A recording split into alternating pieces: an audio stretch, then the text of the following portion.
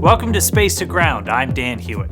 2022 was another transformational year on the International Space Station. We broke some records, welcomed some new space travelers, and took a major step at expanding our space fleet, which is never not going to be cool to say. Touchdown. Mark Vande Hei and Pyotr Dubrov back home 1 year after leaving the planet. NASA's Mark Vande Hei broke the record for the longest single space flight in history by an American when he came home in March of this year. Mark and cosmonaut Pyotr Dubrov spent an astonishing 355 days in space, giving researchers on Earth the chance to observe the effects of living and working in space for a really long time. We have more than 20 years worth of data on dozens of humans living in microgravity for 6 months at a time, but only a handful of data points for periods longer than that. With round-trip missions to Mars expected to last years, the space station continues to serve as a vital proving ground to make sure that we'll be ready to take care of those first explorers. This spring also had some historical firsts, including the first ever private astronaut mission with AX-1. Axiom's first spaceflight brought a crew of 4 aboard SpaceX's Dragon to spend 16 days living on the station, conducting research and outreach, and this was another major step in NASA's role to kickstart an economy in low Earth orbit, with new infrastructure and services offered by private industry to open up space to more and more people. And something I got hyped for personally, Boeing's Starliner made its first successful trip to the station and back again.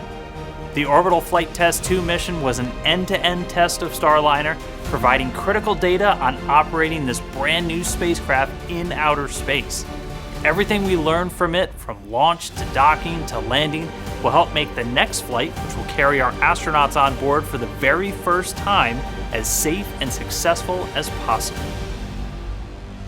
And those highlights happened just in the first half of this year. If you know Space Station, you know the work didn't stop and is actually still going as we look to close out the year.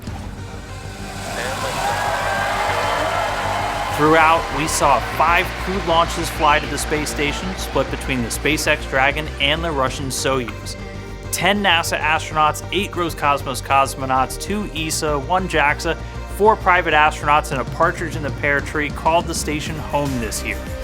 Our expedition crews are on track to perform 14 spacewalks this year, and a lot of that work was installing upgraded solar arrays to continue generating electricity for the station for years to come, and doing some major reconfiguration on the Russian segment. They also welcomed 5 cargo vehicles from Russia, Northrop Grumman, and SpaceX, with commercial resupply missions enabling more than 100 new U.S. science investigations and technology demonstrations, continuing to improve on our capabilities for the Artemis missions to our moon and directly benefiting life back on Earth. And with Artemis 1 successfully complete, the work we're doing on station to develop the capabilities needed for those future missions to address everything from food and water supply to materials like cement needed for surface infrastructure to refining medical treatments for remote patients continues to make sure we're ready when human boots are leaving trails in lunar regolith once more. Whew, take a breath. You might think everything would start to feel routine after more than 2 decades, but 2023 will be anything but. We'll hit the ground running in January with more spacewalks, continuing to prepare for the final set of new solar arrays and continued outfitting on the Russian segment. We're going to be working with Boeing for the first flight when 2 NASA astronauts, Butch Wilmore and Sonny Williams, put Starliner through the paces in its first crewed launch. After that, it'll be in line to join SpaceX's Dragon in regular flights of crew to the space station, with Dragon set to do just that in February when we launch Crew 6 and welcome Crew 5 home, and then later down the road when we have the second private astronaut mission, AX-2, taking flight.